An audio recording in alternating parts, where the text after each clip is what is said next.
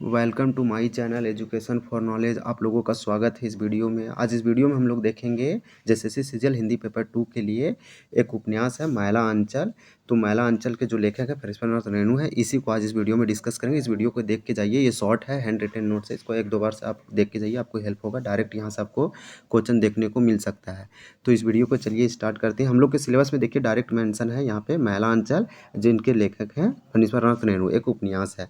तो यहाँ से देखेंगे, यहाँ से पहले डिस्कस कर लेते हैं कि यहाँ पे जो अलग अलग एग्जामों में जेएसएससी के द्वारा जो पूछा गया क्वेश्चन एग्जामों में, वो क्वेश्चन को हम लोग तो यहाँ पे देखिए, ये जेएसएससी सीजीएल का जो एग्ज़ाम होता है 28 जनवरी का, हिंदी का है, जो एग्ज़ाम पूछा गया था महिला अंचल से, उस क्वेश्चन को डिस्कस करेंगे। तो यहाँ क्वेश्चन नंबर देखिए कि यहाँ पे लिखा, मैं साधना करूँगा ग्राम वासिनी भारत माता के मैले आंचल तले। मैला अंचल में यह कथन किन का है? तो डॉक्टर प्रशांत का है। डायरेक्ट कथन से क्वेश्चन पूछा जा रहा है। नेक्स्ट हम लोग क्वेश्चन इसी में देखेंगे जो जेएसएससी सीजीएल में पूछा गया था क्वेश्चन। यहाँ पे क्वेश्चन देख सकते हैं कि मैला अंचल में डॉक्टर प्रशांत किसका घोर विरोधी था? तो पूंजीवादी का। यहाँ पे देखिए क्वेश्चन ये कथन से, स्टेटमेंट से, कौन, ये डायरेक्ट पूछा जा रहा है इसके उपन्यास से। तो 3-4 क्वेश्चन एकदम उपन्यास से पूछा जाएगा, तो इसको आप अच्छे से करके जाइए। ये म्युनिसिपल कॉर्पोरेशन में जो जेएसएससी के द्वारा लिया गया था, वो एग्जाम से है, ये क्वेश्चन रखे हैं, पूछा हुआ क्वेश्चन सारा। देखिए, विश्वनाथ प्रसाद निम्न से किस उपन्यास का पात्र है? तो विश्वनाथ प्रसाद जो है मैला अंचल के हैं। नेक्स्ट हम लोग देखेंगे इसी में एक दो क्वेश्चन आ रहे हैं, उसको तेजी से देखेंगे। इसके बाद देखिए यहाँ पे क्वेश्चन में क्या पूछा हुआ है कि क्वेश्चन में डायरेक्ट पूछ रखा है कि मैला अंचल के लिए फणीश्वरनाथ रेणु को कौन सा पुरस्कार मिला था? तो मैला अंचल के फणीश्वरनाथ रेणु को पद्मश्री अवार्ड मिला था। आप इस क्वेश्चन को देख के एनालाइज कर सकते हैं कि किस प्रकार से क्वेश्चन पूछा जा रहा है। नेक्स्ट क्वेश्चन हम लोग इसी में देखेंगे कि एक क्वेश्चन और था म्युनिसिपल कॉर्पोरेशन ने जो पूछा था कि मेरीगंज मैला अंचल के लिए किस देवी के भक्त थे? मेरीगंज के लोग किस देवी के भक्त थे? तो ये काली माँ के भक्त थे। इसी प्रकार से अब हम लोग इस वीडियो को हम लोग यहाँ पे स्टार्ट करेंगे। जो इसमें देखिए यहाँ पे मैला अंचल उपन्यास है, तो यहाँ पे हम लोग देखेंगे, यहाँ पे इनके बायोग्राफी देखेंगे, कथन देखेंगे, कुछ पात्र पत्रिकाएँ देखेंगे, जो भी इंपॉर्टेंट लग रहा है सारे कवर करेंगे। तो इसको दोबारा रिवीजन कर जाइए। तो मैला अंचल का प्रकाशन 9 अगस्त 1954 को पटना में हुआ था। प्रकाशन राजकमल था। उपन्यासकार कौन है? फणीश्वरनाथ रेणु हैं।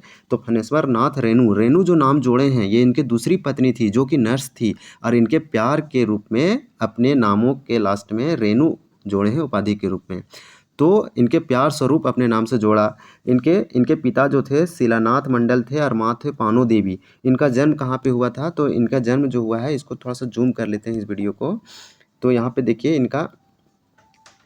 इनका जन्म जो हुए हैं 4 मार्च 1921 में पूर्णिया जिला में 4 मार्च 1921 को हुआ है, जो कि फरबिसगंज के पास औराही हिंगना में हुआ है। और मृत्यु 11 अगस्त 1977 को पटना में, वर्तमान अररिया जिला है। तो ये आप जन्म वाला आप याद रख सकते हैं, यहाँ से पूछ सकता है। और रेणु का जो जोड़ा गए हैं नाम, वो थोड़ा सा इंपॉर्टेंट है। इसी में देखेंगे शिक्षा। तो 10वीं विराटनगर आदर्श विद्यालय नेपाल से किए हैं। इंटर काशी हिंदू विश्वविद्यालय से किए हैं। पटना विश्वविद्यालय के छात्रों के साथ छात्र आंदोलन में सक्रिय रूप से भाग लिया 1942 में। तो ये क्वेश्चन से थोड़ा सा इंपॉर्टेंट है कि ये 1942 के जो सहयोग आंदोलन, ये 1942 का जो छात्र आंदोलन हुआ था, उसमें ये जुड़ गए थे 1942 ईस्वी में।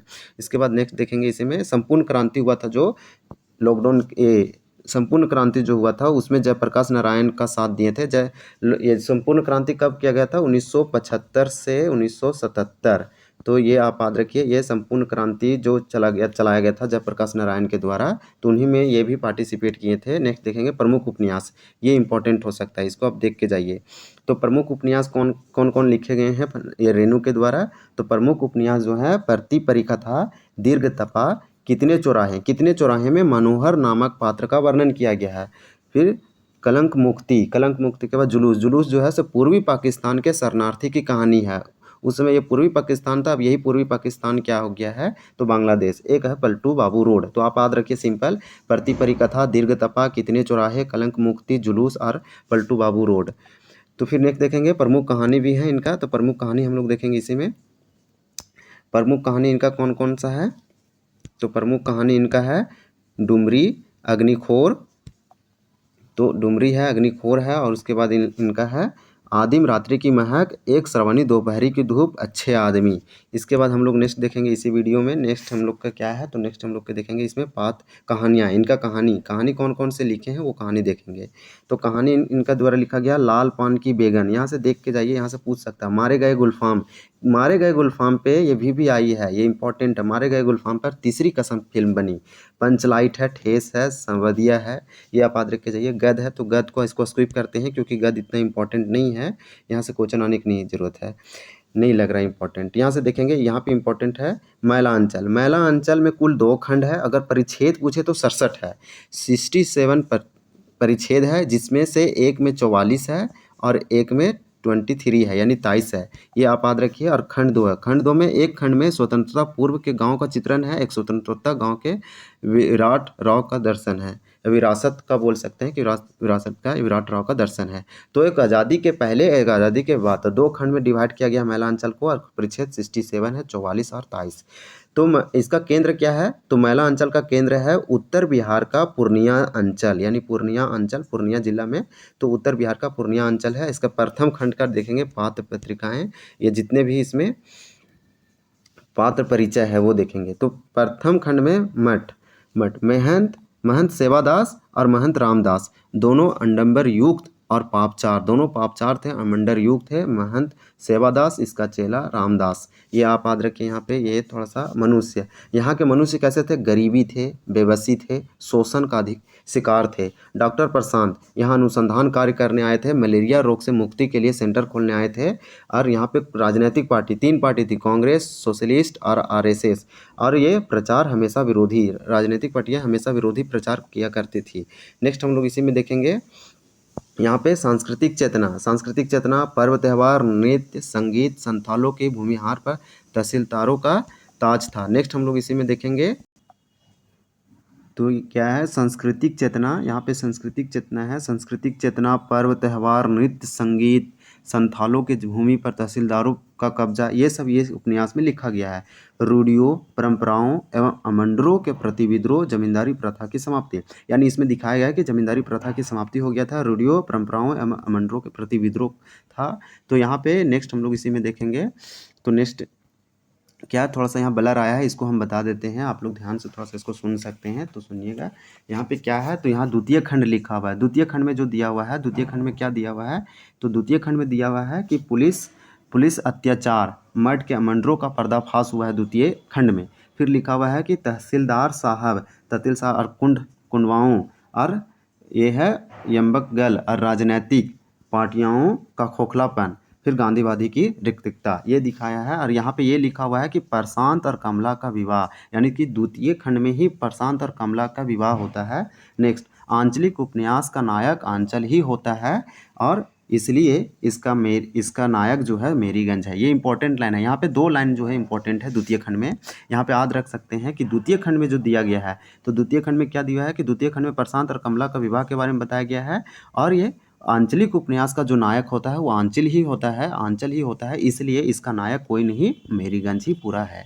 तो ये याद रख सकते हैं। फिर नेक्स्ट इसमें दिया है कि उपन्यास के प्रथम समीक्षक कौन थे, यानी इस उपन्यास को जारी करने से पहले इसका समीक्षक कौन थे, तो आचार्य नलिन विलोचन शर्मा, ये आचार्य नलिन विलोचन शर्मा था, 1953 में किया गया है।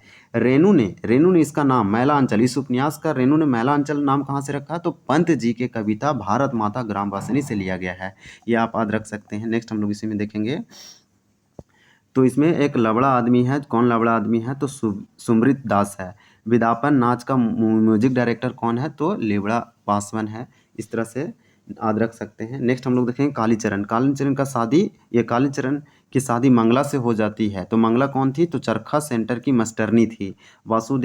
कालीचरण वासुदेव को कहता है यही पार्टी असली पार्टी है, गरम पार्टी है। कालीचरण वासुदेव को कहता है यही पार्टी असली पार्टी है, गरम पार्टी है। और कालीचरण का विवाह मंगला से, मंगला कौन था, तो चरखा सेंटर की मास्टरनी थी। नेक्स्ट हम लोग इसी में देखेंगे कि महंगू की बेटी कौन, फुलिया चुमौना खलासी के साथ कर लेती है, और फुलिया निम्न जाति की विधवा औरत है या विधवा लड़की है। इस तरह से नेक्स्ट हम लोग देखेंगे। नेक्स्ट इसमें क्या है कि फुलिया हम बताएं। फिर बोवन दास, देखिए बोवन दास एक कांग्रेसी कार्यकर्ता है, तो बोवन दास से पूछ सकता है कि ये कांग्रेसी कार्यकर्ता है। 1942 के ईस्वी में गौरी मिलिट्री को बहुत छकाया। तो यहाँ पे इंपॉर्टेंट है कि गौरी मिलिट्री को किसने बहुत छकाया था, गौरी मिलिट्री को बहुत छकाया था। तो गौरी मिलिट्री को छकाया था 1942 में बोवन दास, ये कांग्रेसी कार्यकर्ता है। फुलिया निम्न जाति की है। मंगू की बेटी कौन है, फुलिया है, जो चुमोना खलासी के साथ कर लेती है। विश्वनाथ, विश्वनाथ कौन है, तो एक तहसीलदार है। इसकी बहन की खेत से संथाल और ग्रामवासियों ने धान लूट लिया था। तो किसके खेत से धान लूट लिया था, तो तहसीलदार, तहसील विश्वनाथ जो थे, जो कि इनकी बेटी थी, इनकी बेटी के खात से संथाल और ग्रामीणों ने, यानी कि ग्रामवासियों ने धान लूट लिया था। नेक्स्ट हम लोग इसी में देखेंगे निर्मल वर्मा। निर्मल वर्मा क्या बोलती है महिला अंचल के बारे में, कि साहित्य में रेणु की आंचलिकता का एहसास अटूट होने लगता है। ये निर्मल वर्मा बोल रही है महिला अंचल के बारे में कि साहित्य में रेणु की जो आंचलिकता है, वो आंचलिकता का एहसास अटूट होने लगती है। इसी में नेक्स्ट देखेंगे। फिर नेक्स्ट हम लोग क्या देखेंगे, अब देखिए कुल पात्र की बात करेंगे। कुल पात्रों की संख्या जो है कहीं कहीं 256 लिखा हुआ है, तो इसमें कुल पात्रों की संख्या 256 है, लेकिन कहीं कहीं 275 है। कुल पात्रों की संख्या 256 प्लस है और कहीं कहीं 275 है। प्रथम प्रमुख महिला पात्र। अब महिला कुछ पात्र की बात कर लेते हैं कि इसमें कौन कौन सा प्रमुख महिला पात्र है। तो प्रमुख महिला पात्र इसमें देखेंगे तो लक्ष्मी है। लक्ष्मी कौन है, तो बचपन में पिता की मृत्यु, लक्ष्मी के पिता जो थे उनके बचपन में मृत्यु हो जाता है। परसाहा मठ के महंत था और सेवादास के अलावा कोई नहीं है। लक्ष्मी का सेवादास के अलावा कोई नहीं है, परसाहा मठ के महंत था और इसके पिता का बचपन में ही मृत्यु हो जाता है। फिर नेक्स्ट देखेंगे उपन्यास के अंत में। तो उपन्यास के अंत में बालदेव के साथ रहने लगती है, उपन्यास के अंत में बालदेव के साथ रहने लगती है लक्ष्मी। फिर नेक्स्ट इसमें कमला है। कमला या कमली दोनों एक ही है। तो कमला विश्वनाथ की इकलौती बेटी है। विश्वनाथ कौन, तहसीलदार थे। प्रशांत से प्यार करने लगती है, मिर्गिया और हिस्ट्रिया रोग से ग्रसित है। बाद में शादी और एक बेटा होता है नीलोत्पल। आप बताइए कि इनके बेटे का जो नाम रखा गया था नीलोत्पल, किसने नाम दिया था, तो जो डॉक्टर प्रशांत की फ्रेंड थी, यानी कि वो दी थी, इनके जो फ्रेंड थी ममता ने इनका नाम दिया था नीलोत्पल। इनका एक बेटा हुआ, शादी भी हुआ, एक बेटा भी हुआ, नीलोत्पल नाम दिया है ममता। तो यहाँ पे देखिए ममता का जिक्र हुआ है। ममता डॉक्टर प्रशांत की मित्र थी, ये भी एक डॉक्टर थी, मात्र 4 घंटे आराम करती थी।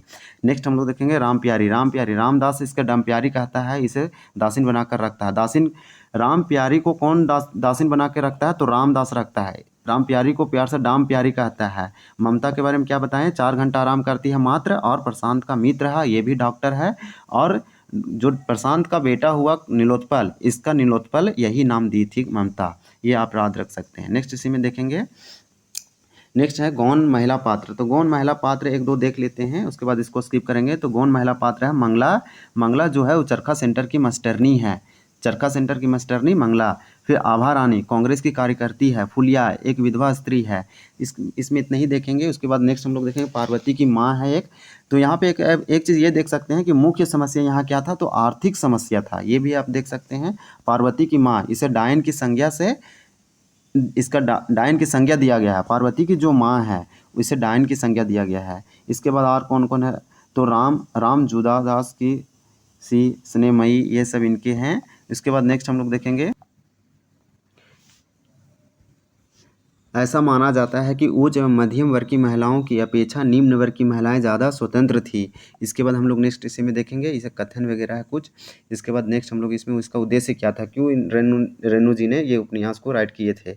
तो यहाँ पे उद्देश्य था ग्रामीण अंचल जहाँ अर्धनग्न, अशिक्षित, भूखा, असहयोग के प्रति दुनिया के लोगों का ध्यान आकर्षित करना। तो सिंपल था, जो अशिक्षित थे, अर्धनग्न थे, भूखा थे, असहयोग लोग थे, उनके प्रति दुनिया के लोगों का ध्यान आकर्षित करना था मेरीगंज की, और इसलिए ये राइट किए थे। महिलाओं के शोषण का मुख्य कारण क्या था, निर्धनता व आर्थिक रूप से असहाय। यानी महिलाओं का शोषण क्यों हो रहा था, तो यहाँ लोग गरीब थे और आर्थिक रूप से कमजोर थे। नेक्स्ट देखेंगे विधवा महिला। विधवा महिला कौन कौन है, तो विधवा फुलिया और पार्वती की माँ, और नेक्स्ट देखेंगे सुनरी मुसमात। ये सब गौण शोषण, यौन शोषण इन लोग का होता है, तो ये बता रहा है यौन शोषण है। नेक्स्ट हम लोग देखेंगे इसमें और इम्पोर्टेंट इतना नहीं, यहाँ से देखेंगे। ये यहाँ पे आप लोग देख सकते हैं कि यहाँ क्या है, तो कालीचरण कमली एवं डॉक्टर प्रशांत के अलावा पार्वती की माँ को सब डायन कहते हैं। तो पार्वती की माँ को सब डायन कहते हैं, लेकिन कौन नहीं कहते, तो डॉक्टर प्रशांत नहीं कहते हैं, कमली नहीं कहते हैं, कालीचरण किस पार्टी से रिलेटेड है, तो सोशलिस्ट पार्टी से संबंधित है। यह आप याद रखिए। जोतकी, यह एक लकवा ग्रस्त हो गया है, इसी ने हीरू गांजा को पार्वती की माँ के बारे में बताया कि वह डायन है और तुम्हारी बच्चे की मृत्यु उसके कारण ही हुआ है। ये कौन बोल रहे हैं? तो ज्योतिकी। नेक्स्ट हम लोग इसी में देखेंगे इंद्र भगवान को प्रसन्न करने के लिए महिलाएं जाट जाटिन करती है और स्वांग करती है और नृत्य भी करती है। तो इंद्र भगवान को प्रसन्न करने के लिए जाट जाटिन नृत्य और स्वांग करती है। नेक्स्ट देखेंगे, ये देखिए ये क्वेश्चन डायरेक्ट पूछा हुआ है कि इन्हें पद्मश्री से सम्मानित किया गया है। मुख्य बीमारी मलेरिया और कालाजार है। यहाँ की मुख्य बीमारी मलेरिया और कालाजार है। मेरीगंज की सबसे बड़ी समस्या आर्थिक समस्या, जो कि हम बताए हैं, महिलाओं का शोषण का भी कारण आर्थिक था और निर्धनता था। तो मेरीगंज की सबसे बड़ी समस्या आर्थिक है। मलेरिया और कालाजार का जिक्र हुआ है बीमारी में, पद्मश्री से सम्मानित किया गया है। नेक्स्ट हम लोग देखेंगे रेणु का एक कथन है, ये इंपॉर्टेंट है, ये हो सकता है ये क्वेश्चन में दे दे। तो ये आप देखिए, इसमें फूल भी है, धूल भी है, कमल भी है, कीचड़ भी है और इससे दमन बचाकर निकल नहीं पाया। रेणु बोलते हैं मैला अंचल के बारे में कि इसमें फूल भी है। मेरीगंज के बारे में भी एक तरह से आप सोच सकते हैं कि इसमें फूल भी है, धूल भी है, कमल भी है, कीचड़ भी है, इससे दमन बचाकर नहीं निकल पाया। तो ये रेणु का कथन है, ये आप याद रख सकते हैं। नेक्स्ट इसमें देखें, अब ये कथन वाला पार्ट आ गया है। नेक्स्ट तो इसमें कथन वाला है, तो ये आप इसको ध्यान से देखिए। ठाकुर राम कृपाल सिंह राजपूत टोली का मुखिया है। राजपूत टोली का मुखिया कौन है? तो ठाकुर राम कृपाल सिंह है, ये आप याद रखिए। नेक्स्ट इसमें देखेंगे, सभी लोग अपनी अपनी जाति का पालन अपनी टोपी पर लिखवा ले। सभी लोग अपनी अपनी जाति का पहचान अपनी टोपी पर लिखवा ले, बावन दास बोलता है। ये इंपॉर्टेंट है, ये सब जितने भी कथन उसको आप करके जाइए। जाति बहुत बड़ी चीज़ है। जाति की बात ऐसी है कि सभी बड़े लीडर अपनी पार्टी की जाति में हैं। यही तो राजनीतिक है। तो बालदे बोलता है। नेक्स्ट देखेंगे इसी में, नेक्स्ट क्या है? तो